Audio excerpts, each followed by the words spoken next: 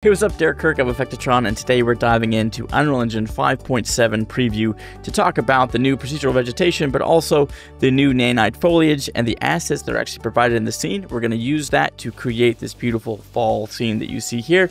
We're going to cover everything from start to finish, including how to actually build it all, load it all in, some controls and assets, render settings, how to color correct it and stuff in Premiere afterwards and things like that. So the whole process from start to finish. The only plugins you need to do exactly what I do is Ultra Dynamic Sky, which if you're doing exterior scenes, I can't recommend that plugin enough. It's on the Fab store, it's worth every penny, and it's pretty affordable for how insanely powerful it is. But you can get similar effects with just the basic lighting inside or something else, what you want. But as far as the trees and everything go, you'll be totally available to get that. And then the grass is a free download from Aziel Arts. We'll have a link to that below as well. So again, you don't have to spend a dime to make this, but if you're doing exterior shots, I can't recommend Ultra Dynamic Sky enough. But let's go ahead and dive in and create this and just look at how insane the new procedural vegetation is, as well as just how to create these cool forests and how that's just like provided you with these beautiful PCG assets that have wind and everything built in, that we can just make a forest like that. So then when it comes to creating your world or your shot, you can just focus in on what you need to, the details, rather than the large scale stuff. And I love that so much. So let's go ahead and get started. Inside Epic Launcher, make sure you have 5.7 preview. For the installed plugins, definitely make sure you at least put Fab in there. Fab is a pretty good one just to have, so you can grab all your stuff. And then, you know, if you're worried about updating or anything and stuff, plugins and stuff not working, it's very easy to migrate things up. But yeah, so let's just go ahead and create a new project. So we'll just launch it. Then we can just use a blank preset, totally fine. Boom. All right, once inside of there, all we need to do is go ahead and go to Edit and then Plugins. And the first thing we're going to do is type in Veg. There we go, Procedural Vegetation Editor. Turn that on. This will require a restart. But to save you an extra restart, go ahead and go into Edit Project Settings and type in Nanite. And here you need to enable Nanite Foliage. This will pop up once you have Procedural Vegetation enabled, which will trigger you to, so I'm just saving you a restart anyway. Okay, cool. So now we can go ahead and say restart. While that's restarting, I'm going to go ahead and just add Ultra Dynamic Sky into this project, just because. Show all projects and trees and veg. And you just select the version that works. Totally fine. They'll update it soon, I'm sure. Okay, so inside of Unreal Engine, the first thing we want to do is we want to go down to Engine. And we're actually just going to search in here, and we're going to type in Veg once again. And we're going to grab the Procedural Vegetation Editor. Instead of here, we have Simple Assets, and then we have Maps. This is where we have the Asset Zoo. Always great when you're doing something new. Just go ahead and open up that level. It takes a second to load, but it's worth it. There, boom, done. And you can see here how this is going to work. And my gosh, it's so good. So what it comes with is 4 presets. You've got Common Hazel, Norway Maple, European Beech, and Quaking Aspen, which these trees right here, these make me think of The Witcher so much. And obviously you're going to hear people mention Witcher 4 a lot when it comes to this vegetation, because that's what it was showcased as for the nanite foliage for the game. It's going to be amazing. But here, this is the cool part, is we have these little procedural volume boxes of stuff with the wind built in. So if we click this little icon here, which is our BP Global Foliage Actor, you can see here we actually have season strength. This is the coolest part about this, right? Let me zoom out a little bit so you can see this all the way. So if we take the wind down to 0, our trees aren't going to blow. Take it up to 2, we got a nice subtle tree movement. Take it up to like 50, things get crazy and the big trees go nuts, but the little trees actually look really good. So it's interesting. You might have to tweak it based on what tree you're using in your scene, because I mean, look how good these ones look like this though. They're still too glitchy. I'd say 20 is probably as high as I'd go. Maybe 30 if it's like storming. Because there were some scenes in Witcher 3, like when you're riding and the storm hits and those trees are like, it looked great. But yeah, this movement, that's wacky. Don't do that for that one. I'd say 15 for the tall ones. Pretty good. And you can adjust it and everything. But here's the best part, is the season strength and the health of the trees. Check this out. As I slide this season strength up, and it's a slider from 0 to 10. So I slide it towards 10. Boom. We now have fall. It is absolutely beautiful. Each tree has its own colors based on how it reacts in the season, which is amazing. And then we can actually come in here and go beyond let's look at this one. Let's go beyond the season strength, and we can just dial this back down to 0. So we just have normal. We actually have the health of the tree. Okay, let me turn the wind off so I can look at this. So let me look at this real quick without the wind on and the season strength down to 0, and we can talk about the health. Starts off at 10. Sliding it down to 0, you're not going to really see much difference. But once you start going down below 0, watch this. You see the plants. Look at that. Like that little curl on the crisp on the edge. That's insane. That's so good. And then you go lower, so it's like -2, and then and that's a dead tree, right? But like somewhere around right there, like right below -1 and -2, that's a sweet spot. That looks really good. So that combined with the fall, you can go lower if you need to. Make it look extra crispy. Pretty good. You can go all the way down if you want. And it's going to look different against all of them once again. So, again, this tree, like, look at that. Like, that looks so good. I mean, not healthy, but good. So, yeah, so that's the cool part, right? So, basically, that's what we're getting just with this plugin being enabled, all of these assets. All right, so in order to create your own procedural tree, just right-click in your content browser and type in veg and create a procedural vegetation. And we have 4 presets by default. Now, there will be the ability to make more. I know that there are some users out there that have videos on like how to generate your own skeleton meshes, basically. But right now, we've got these 4 presets. So we're going to go ahead and we can use the beach one. I like that. We'll say create, and we can go ahead and open that up. So for the sake of speed, and this isn't really a master course on designing trees, but basically this is where the controls are. And basically what I suggest you do to figure it out is just hover over the things. It'll tell you how it works, and it's very quickly easy to do. But basically each one of these is built on a skeleton data, which there are tutorials out there, I believe, that show you how to create this, because this is really the key to the procedural tree generation. This is what controls where the branches are, stuff like that. So that's really the procedural part, and that I have not been able to find myself. I haven't looked at the tutorials, so there's definitely stuff out there on that, which I will be looking into more. But basically, we have the ability to change the size, adjust the gravity of the branches, things like that, the thickness of the branches, what kind of actual leaves we use on the branches, and how they're distributed across the branches. Then lastly, we have the ability to export these as skeletal meshes that are nanite with voxelized perform preservation method, which just makes them work amazing. So that's basically it. But each one of these presets, we have each of these 4 presets has the 4 trees. You can come in here and edit them and then have your own trees, which is pretty cool. But what's lacking is like just basically like what I want, which is just a random seed generator. It's like make this tree, but adjust where the branches are spawning and stuff, which I know like rotating it kind of is the same kind of thing, but I want it to look different, you know? So I want a random seed of like branch that. So maybe that exists in the data or not, but that's basically it. And then you export them and bring them in. And so let's see, here's one that I created. This is a beech tree, but I adjusted the phototropic gravity on it. So it's like kind of wonky, and I kind of like it. So, but that's it. This is a tree I created, custom procedural. There's no other tree in the world like this one. Which is pretty cool. But let's just talk about like the best part about this, and that's the fact that these come with these PCG volumes built in and these controls and things. So here's exactly how we're going to create a forest really quickly, just using these assets. So we're going to select this wind example 3 because I like these big trees, but I do want the wind to be down a little bit, but we'll select that. And then we want to make sure that we grab the BP foliage, global foliage actor. So hold control and click that. With both of those selected, just hit Control C, and that'll copy that. And we're going to go ahead and just create a new level. Empty level. Boom. Save. That's fine. I did add a new tree in there. Okay, so first things first, what I normally like to do is I bring in Ultra Dynamic Sky just so I have light. And you can use Unreal Engine's environment. It's totally fine. I just like doing Ultra Dynamic Sky because I have it and it's super fantastic. It's my favorite plugin I've ever had. All right, after I add Ultra Dynamic Sky, let's go ahead and add a landscape. And 8x8 is totally fine. We'll just say create. And what we can do real quick is just, what I like to do is just get a real big brush. This is where I like to be Bob Ross here. We just do this real big brush. We'll add a little one here.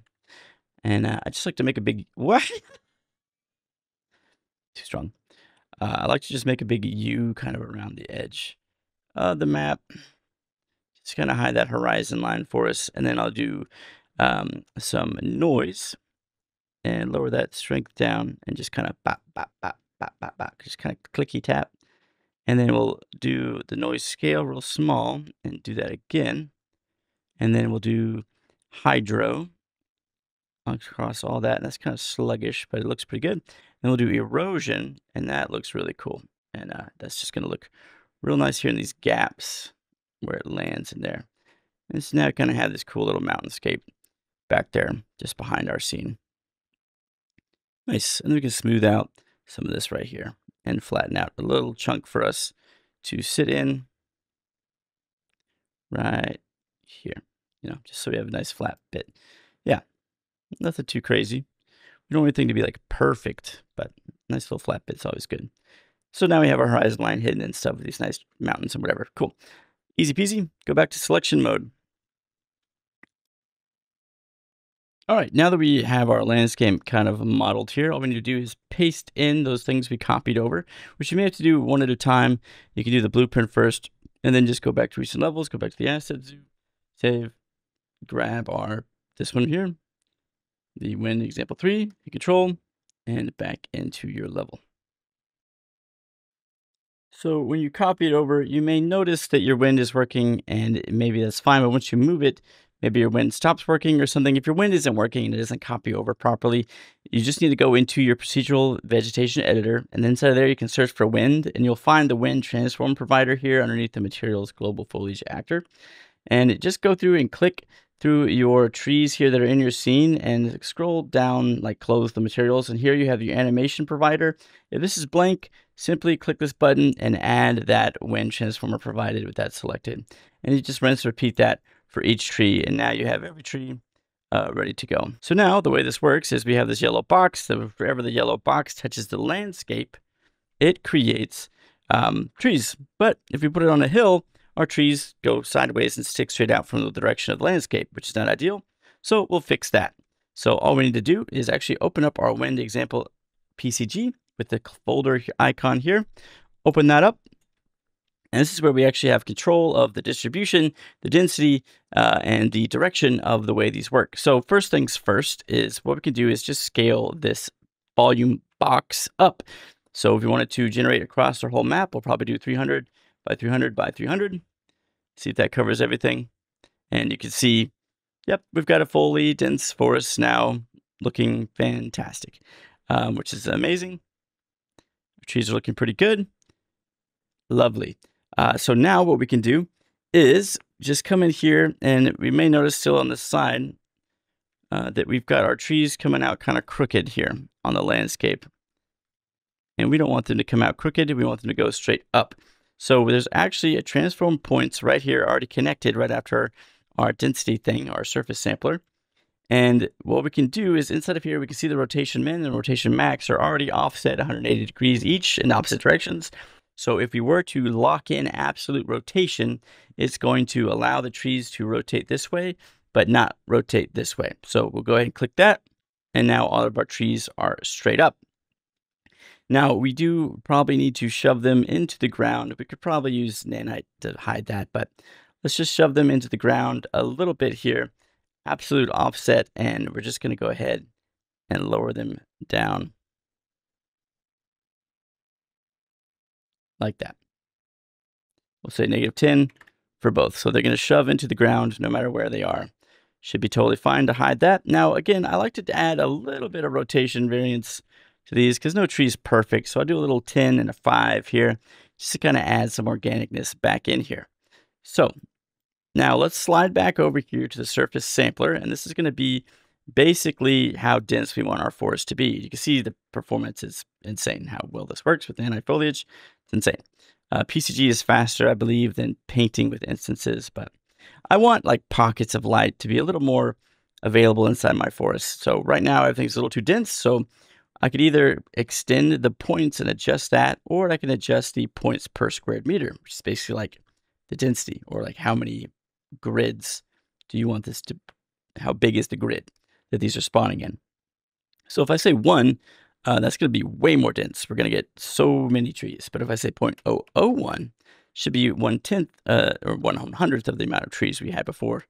And if I say 0.01, it should be about 1/10. So somewhere in between 0.1 and 0.01, I think I'll get a nice setting here. So we'll go like 0.085. Pretty good. Maybe even less, 0.065. And then beyond that, that's perfect. And then beyond that, we can still like adjust this more. If you want them to spread out more in one direction over the other, you can adjust these settings here. Turning these up will make it spread out. Turning them down will allow it to become more dense again. But you can set limitations and control that way, which is amazing. And then beyond that, we have the ability to literally just change the seed of this forest right here. And now we have a completely different forest setup every time. So this is all built in, available. It's nuts. So now we can come in here and obviously just grab our foliage actor and just start cranking up the season to make it nice and beautiful fall. Lower the health of these a little bit. Maybe not all the way. I don't want it to be like totally dead. There we go. Now I can't wait to add ginkgo leaves and stuff. And you could do that on your own and make ginkgo trees, whatever, and have a little ghost of Yote or however you say it. Man, I just got Ghost of Tsushima. I'm gonna finally play through it and beat it because it just looks amazing. And then the new one looks great. Anyway, there.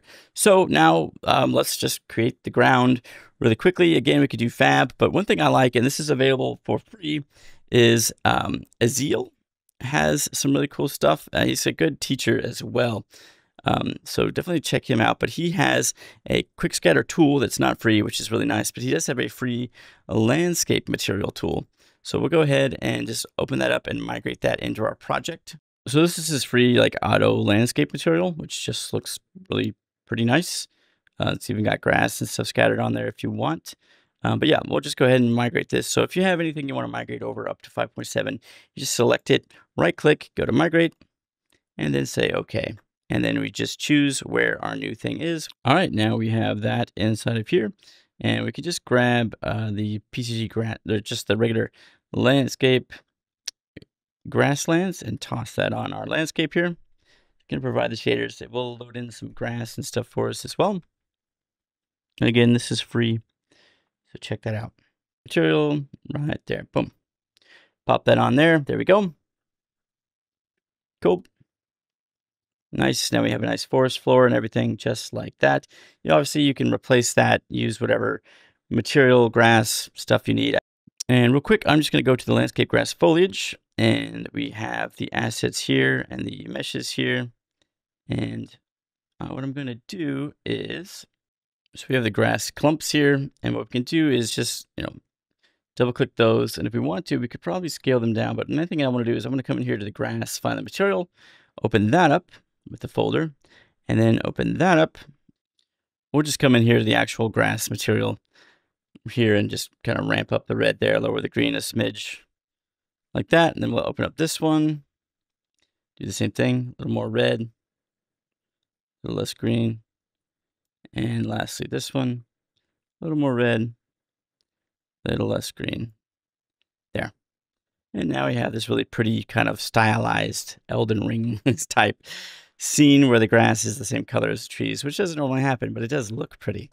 So we can go ahead and do that. And that was easy to fix an adjustment. So now all we have to do now is literally play around with our lighting, because we have this procedural forest with trees, mountains, everything. Done. Wind. All good. So we can just come in here. What I like to do is find a good spot that's got kind of like this nice dynamic landscape. And if we want to grab in some other assets like special rocks and things, just like key points, things like that, you totally can. And stuff like that. And I'm sure there's probably a way to even add in like proximity mesh avoidance and stuff like that. So if you bring in like a building or a castle, you actually can use the PCG graph and you could draw a circle or a spline and remove the trees so they don't spawn in there, all just built within like the tools inside of here, which is just amazing. But yeah, let's just go ahead and grab our ultra dynamic sky. And the main thing I like to do with all this stuff is set everything up to cinematic, get the nice sun coming in from the side, just like beautiful. And so we'll cover this. We'll cover render settings real quick. And so what I want to do is inside of Ultra Dynamic Sky, I type in fog, and I want to make sure I turn on all the volumetric fog stuff. So we're going to scroll down, disable volumetric fog, hide fog above volumetric clouds. That's fine. Use volumetric fog right there, and then render global volumetric material, and then render ground fog. Perfect. Above that. Now in 5.7, it doesn't quite work. It's the same as it does otherwise, but what we can do is we still have the ability to just toggle up our fog amount here with our slider. There we go. And now we have this pretty ground fog and hide fog coming in. Now, if I want it to really scatter, I can type in scatter, and I adjust the color of the way the sun scatters throughout it. I can make the sun really scatter. So we'll say like 6 maybe here. So we get that nice, those beams of light, maybe even higher. Maybe we'll do like 8. So we get those really pretty beams of light coming through with our fog, just like that. So good. And then if we had any interiors, we could adjust that as well. But we can play with this. I don't hate that.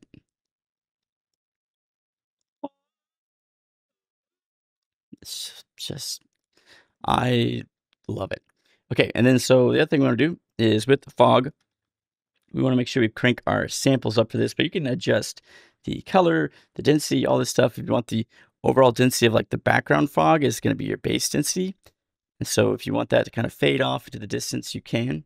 And then beyond that, you have the height fog, which is going to be here in the volumetric settings here, and adjust the scale of the noise, which I want it to be, if you do it real small, it looks weird, right? It's like too smoky. If you do it pretty big, it's nice. You can go bigger, nice and floaty, fluffy, lovely. Noise samples, we're going to crank all the way up to 8. We can lower the speed of it down so it doesn't like move around as much. And again, we can adjust the height fog here. So if we want it to go up higher, we would just raise that up, and then it's going to raise that height fog up, or lower it down so it's like just barely creeping on the ground. But I want it to be a little higher, so something like that. And we can lower the hardness of that down if we want that to kind of just be a little softer. So nice. And then again, the manual extinction, we can crank that up or lower that down just like that, and adjust how much we want the ground fog to really be amplified here. But I think that looks really good. Nice. Excellent. And so again, we can just come up here and just start rotating around, see if we get anything that looks even better.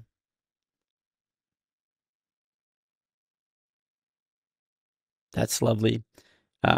Might be too intense on the fog, so we'll do, was it the scatter? Lower that down a smidge. Just a smidge. Like that. And then I also want to make sure I have light shafts on, which is like fake God rays. We're getting real God rays here, but we can do light shafts. So now, like, if we look at the sun, we'll get these like beams coming through. So if you crank that up, you'll see that brightness come through. I love that. So nice. Cool.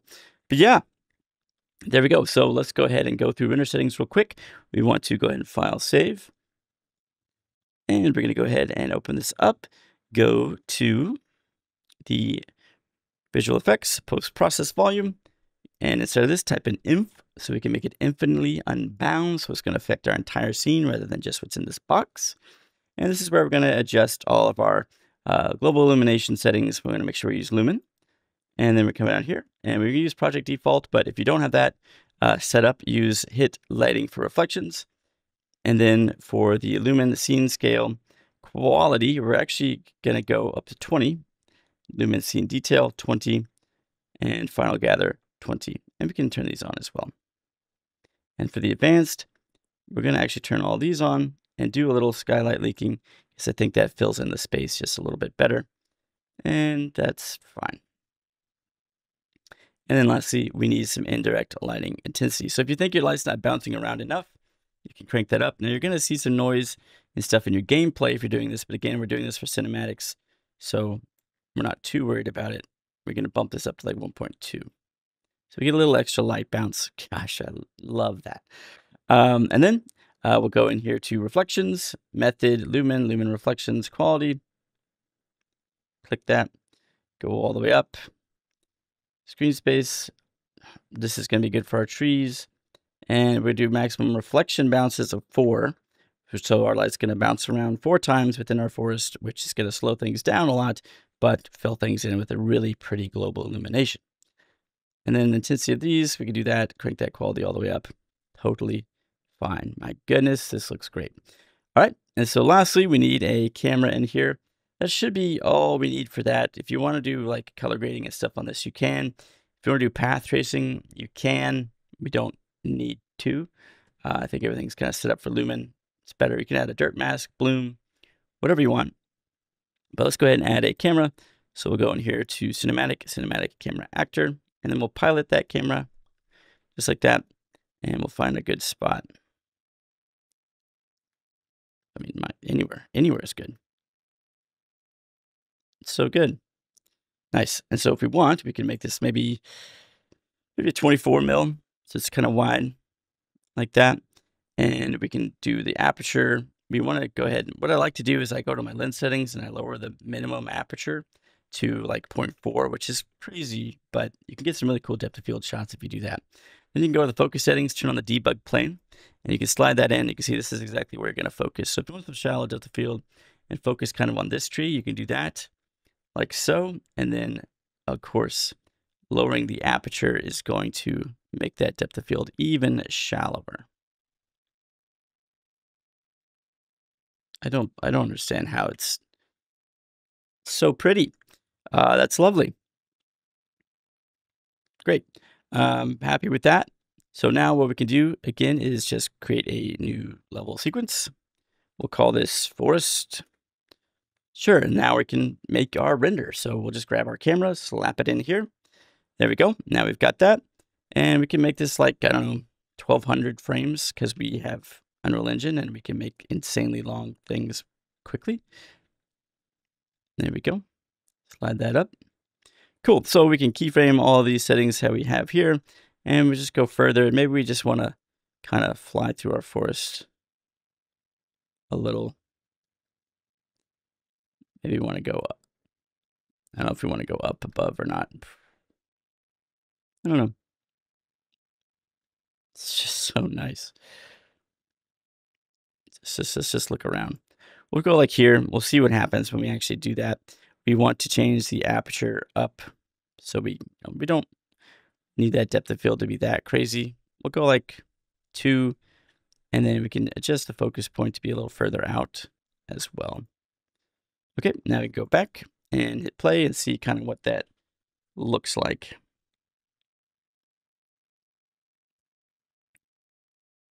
And again, this is a very sloppy animation with no art direction or anything. We're just seeing what happens, and it's turning out just fine because our scene is so pretty. I love it. Now, if we put like a bear or a deer or something in there, whoop, cutting through there. I like that spot right there. So I think what I want to do is just go back to our first keyframe and maybe just kind of make it more like focusing on this tree. Keyframe that, lower this down, lower this. Here we go. Keyframe all those again. And now it should kind of go. And we don't want it to like slowly move to the end where it kind of slows down. I don't mind a slow start, but I want my end to be like the same speed. So we're going to select all those and click linear for these ones. Okay. And now our first ones are going to go smooth. This is what I love, is you can sit here, you can animate, you can see what it's going to look like, you can adjust your lighting and stuff. This is why I love Unreal Engine 5. Like, it's just so good. And so you can get the thing built and then just art direct and control and add and tweak in real time, which just makes it so much easier. So I think like around here, I'd rather it start looking this way. So we'll just go ahead and do that and see kind of how that looks.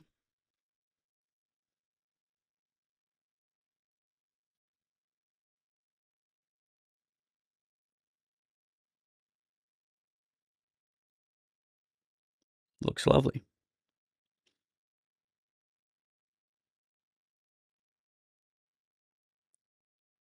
Well, this is so pretty. I love this so much.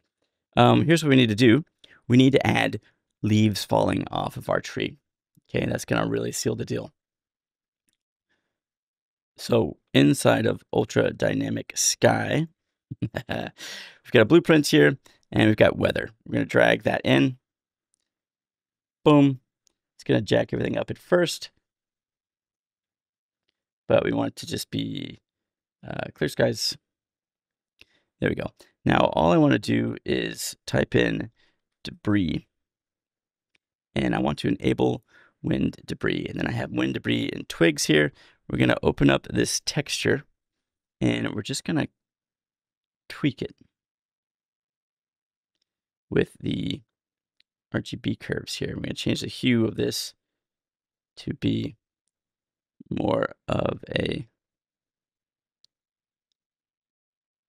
yellowish. There we go. So I don't like the purple.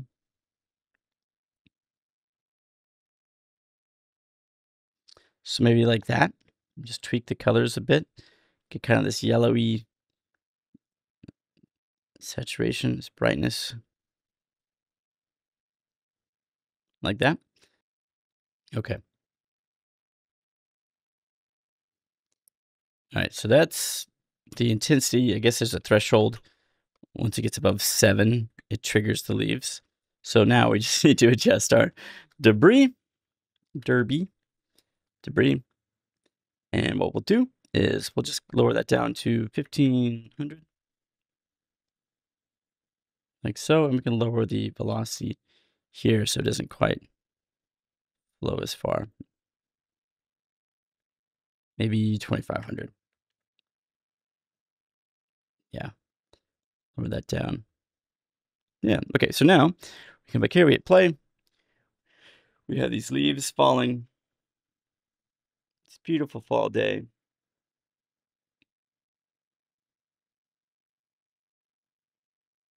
I would like the wind direction most likely to change to be more like 90. I want to be like, yes.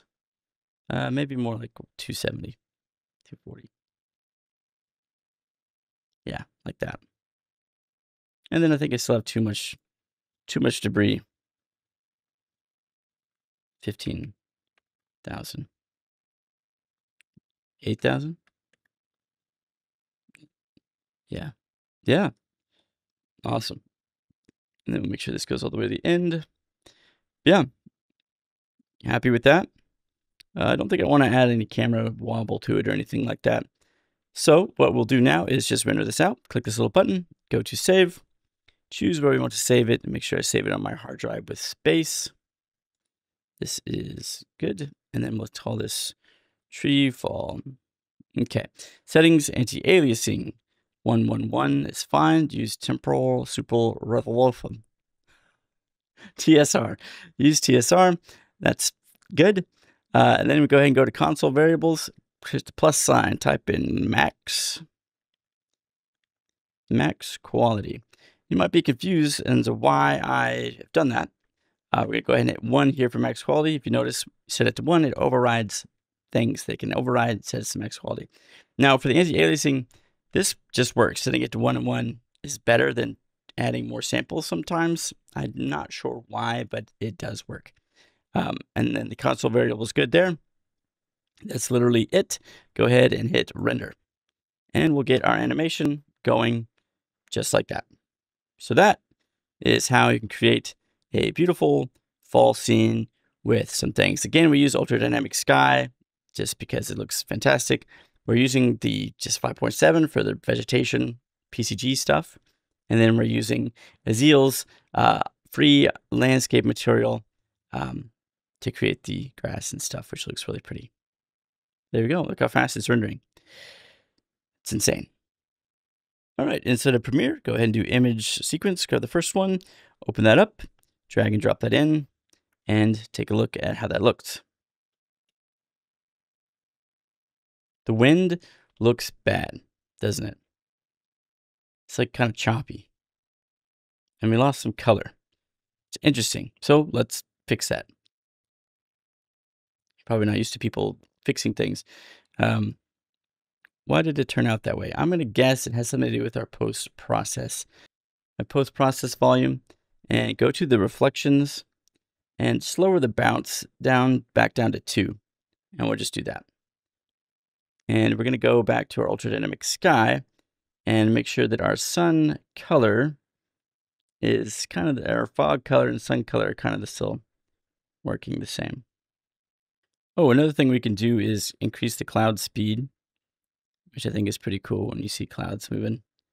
We don't have that many clouds. Go to the dynamic weather and do a little more cloud coverage. Nice. Things looking good. A little more fog, maybe.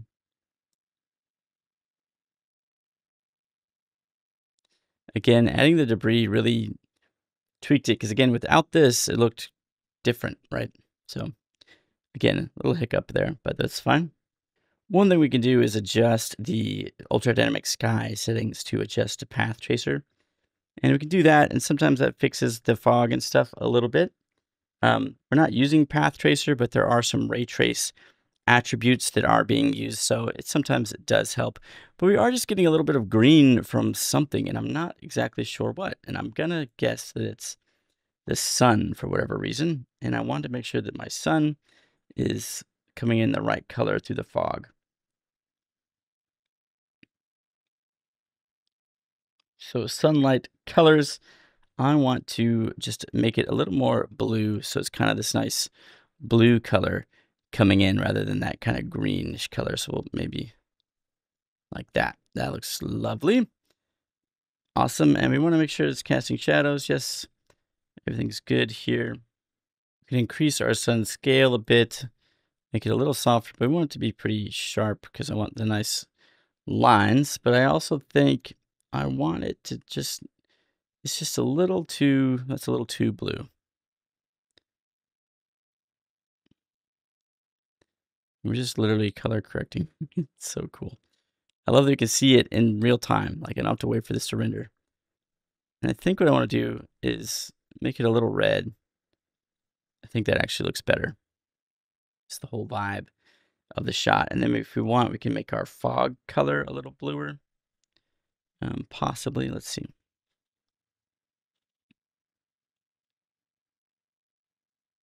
So we can make our fog a little bluer like that, which I think looks nice. Too much though, like that. Yep, there we go. That all looks pretty good. I think everything's looking good.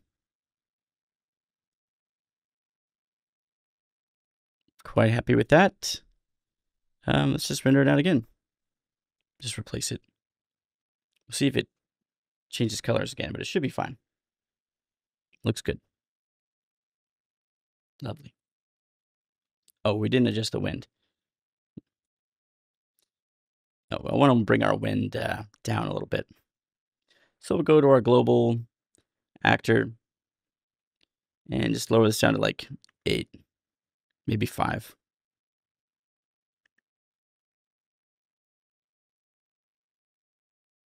Yeah, nothing too crazy.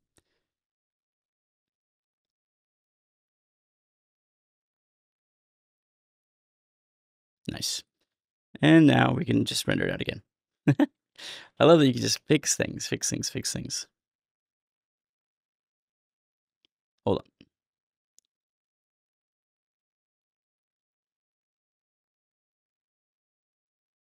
It's just the wind's too much still, isn't it? Let's just do 2. Okay, render local. It's too much. But I love that we can tweak it, see it. You can't get like this kind of like dialing in with other programs, man. It's just so nice to be able to see it all. That is so pretty. All right, now we can just kind of color correct it a little bit. Nothing too fancy. Let's just go ahead and select it, and we'll do a little contrast on here, of course. We could probably tint it a little more orange, to be honest, and less green, like a slightly pink. There we go. And then we can bring the highlights up a smidge. shadows down ever so slightly. And then for the creative, we don't really want to put a lot on this. We just want to sharpen it and add a little vibrance back in. If I want to adjust the shadows and highlights, I use the color wheels because I get the mid-tone control too. So basically a good, trial of effort, if whatever, if you want, is to do one thing with shadows and highlights and one thing with the midtones. It's different. That can help. Or do shadows and highlights opposite. That also works sometimes. But you can see we're clipping a little much. So our highlights, we're going to bring those down just a bit. And we're going to bring some of that red out of there. Now it's fine because it is a very red scene. Just a little bit down in the opposite direction. And then for the shadows, if we want, we could bring up some of that red back up because it's pretty blue down there. But we can bring that up ever so slightly. We can brighten it up, but we don't really need to. I don't mind it being below 10, as long as it's not on the 0 line, like off the charts down there. And a lot of times you just kind of do what looks right anyway, because everybody's monitor is going to look different because it doesn't really matter. Actually, I don't mind ever so slightly, a little teeny touch towards the blue. And then for the midtones, we can pump in a little bit more of that orange just to kind of extra saturate it all. If you want to bring it down, you can, but I don't think we need to really adjust it. We're pretty good. We've got a good range in here. Not bad. Cool. So now we've got that. And then we just, get some sound effects of some trees in a forest. Forest daytime breeze. We'll start like in the middle. Sure. Boom, boom, boom. Do some chill music from some AI music that I generated or whatever you want. And now we just hit C, copy that, take this, right click, -18. Whoa, that was 108. Raise this up 74. That's fine. Here we go. Ready? Yeah. But for a quick edit, quick effects, not too shabby. Crank up our audio just a smidge more. Lovely. Save that out, render that out, and then we're good to go. Cool. Thank you so much for watching. Hopefully you enjoyed the full process from start to finish. Let me know if you do. We've got a lot more Unreal Engine 5 content on the way. Please give me ideas. Let's go. See you next time.